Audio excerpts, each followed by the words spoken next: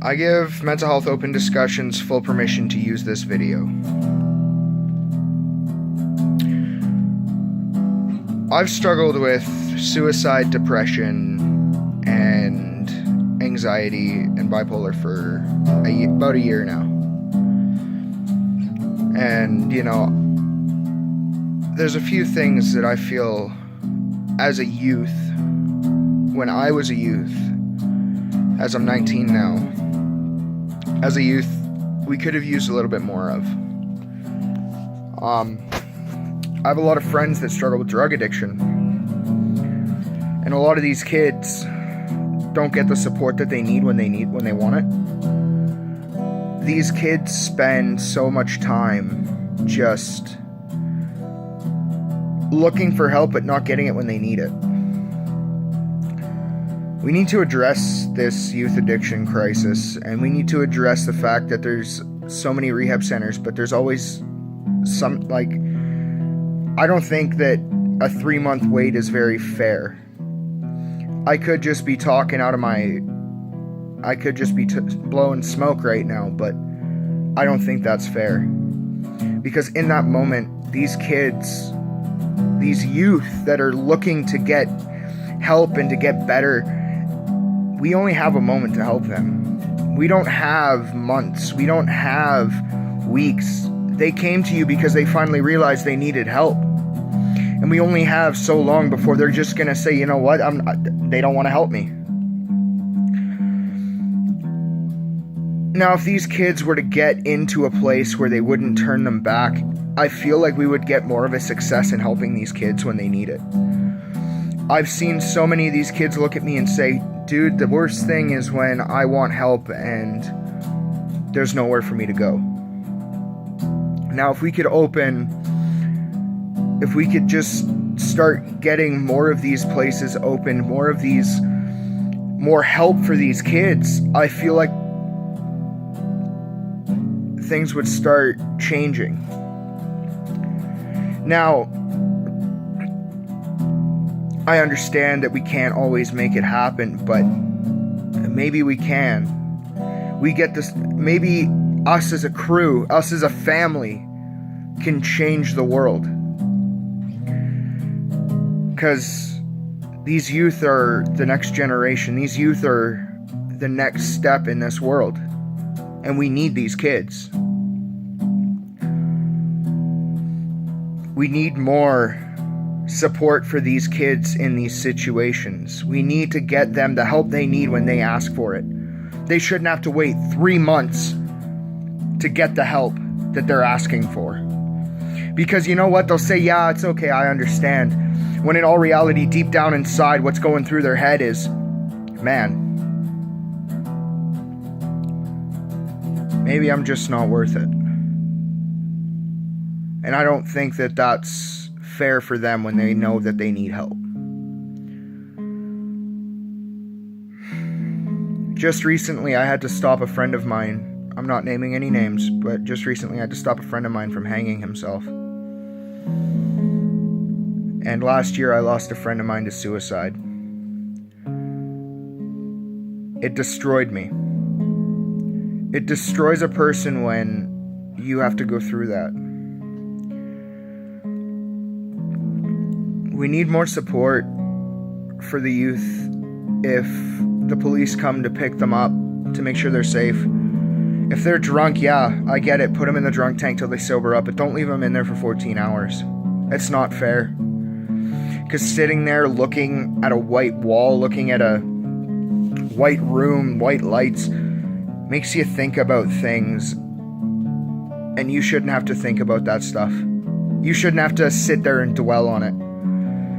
There should be a place in the shop where when that kid sobers up, there's a place for them to go and they can be like, hey, can I just talk to someone? I understand that takes money and that takes this and that takes that, but I don't think we should have to beg for something like that.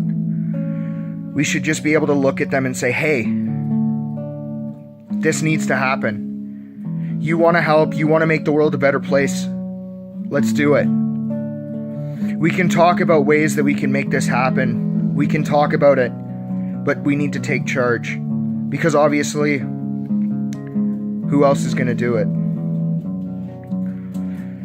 When a kid is drunk and they want to kill themselves, a lot of the time, the reason they're drinking is because they're crying for help. And when they get shot down and shoved in a cell, that doesn't make them feel like you want to help them. That makes them feel like you're just throwing them in there, making them calm down, and then you're going to send them on their way.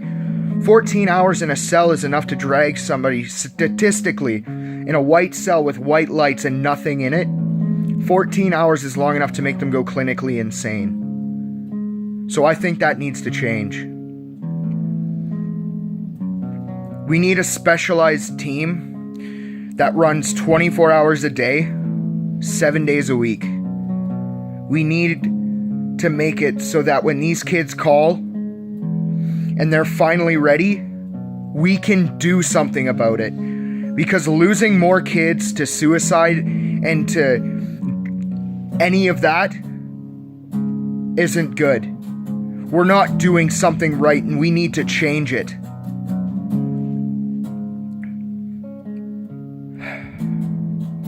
I guess the next thing that should be changed is,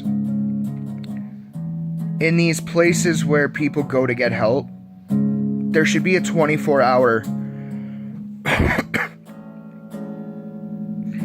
there should be a 24-hour support center, not a phone line. Phone line's great. I appreciate everybody that works at the the National Suicide Prevention Hotline. I appreciate you guys. Keep doing what you're doing. You've saved lives, and you need recognition for that. But we need a 24-hour place where these kids that are going through these crises and are going through these problems and are having issues can go somewhere at 3 a.m. to get help. Because that's usually when it happens. It's not in the middle of the day when everyone's having a good time. It's when you're stuck in your bed and you're thinking about what's going wrong in your life. Because you can't sleep. And that's not fair that they have to sit there and deal with that and wait until 9 o'clock in the morning. At least I don't think it is. I don't know about you. But I know for a fact if I had a 24-hour service, I would have never tried to kill myself.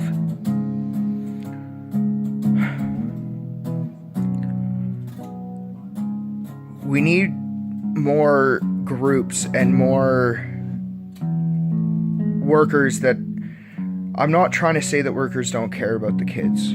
Don't ever take that from this. But workers need to have that ability to throw professionalism out the window to a certain level and be able to relate to these kids. Because when a kid comes and asks for help, they want to know that somebody gives a shit, and they know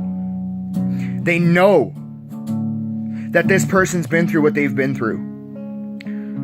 We need people that are experienced in these situations. I understand that we don't want people that have been drug addicts. I understand that that's not good for business. But you know what? It's better for business because in that business, we're there to help the kids, not ourselves. That's why I'm doing this.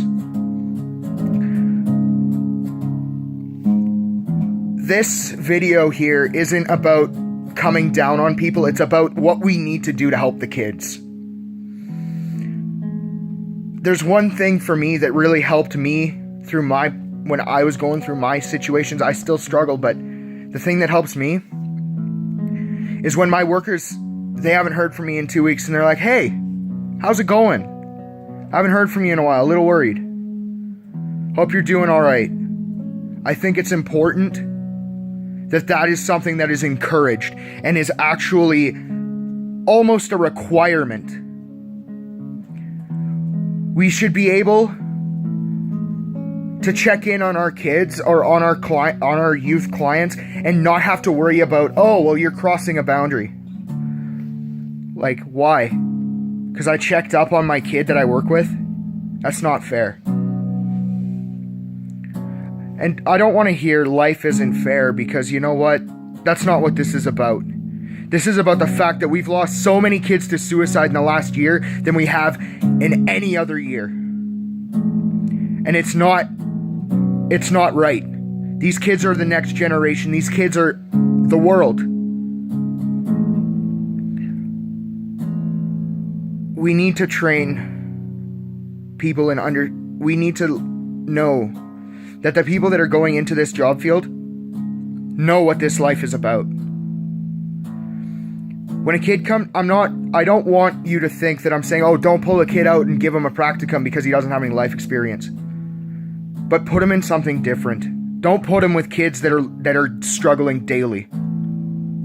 Because when those kids are talking to them, they can tell the difference between somebody that's been through what they've been through and somebody that hasn't. We need people that understand what they've been through. And I think that those people should be able to explain, hey, man, I know what you're going through. I was there. I lived that life. Not once have I ever told a kid that I didn't understand, because I stick in the field that I understand. I stick in the area that I know. Now, the 3 things that I think need to happen. We need rehab centers that aren't going to turn kids away. We need more specialized teams in the community for crisis and like people that are trained to deal with that. And we need more positive influences and more openness in the field of mental health. Thank you for listening. Be safe, make good decisions, and have a wonderful day. Thank you very much.